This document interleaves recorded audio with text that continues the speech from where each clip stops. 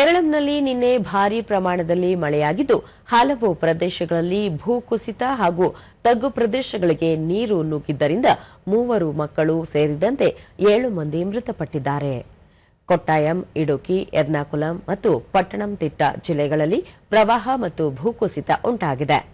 ಹಲವೆಡೆ ಸೇತುವೆಗಳು, ರಸ್ತೆಗಳು ಮುಳುಗಡೆಯಾಗಿವೆ.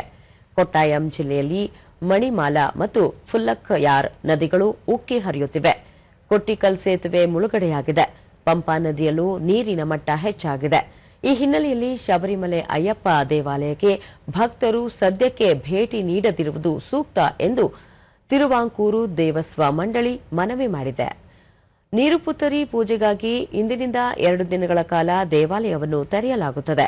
ಕೋಯಿಕೋಡ್, ಮಲ್ಲಪುರಂ, ಕಣ್ಣೂರು, ಪಾಲಕ್ಕಾಡ್ ಜಿಲ್ಲೆಗಳಲ್ಲಿ ಭೂಕುಸಿತ ಉಂಟಾಗಿದೆ.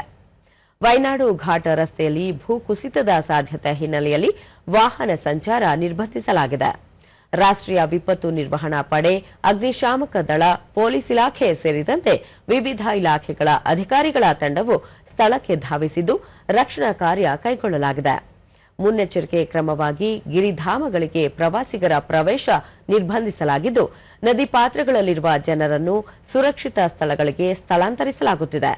ಇಂದು ಸಹ ಕೇರಳಂನ ಹಲವು ಭಾಗಗಳಲ್ಲಿ ಭಾರೀ ಮಳೆಯಾಗುವ ಸಾಧ್ಯತೆ ಇದೆ ಎಂದು ಹವಾಮಾನ ಇಲಾಖೆ ಮುನ್ಸೂಚನೆ ನೀಡಿದೆ.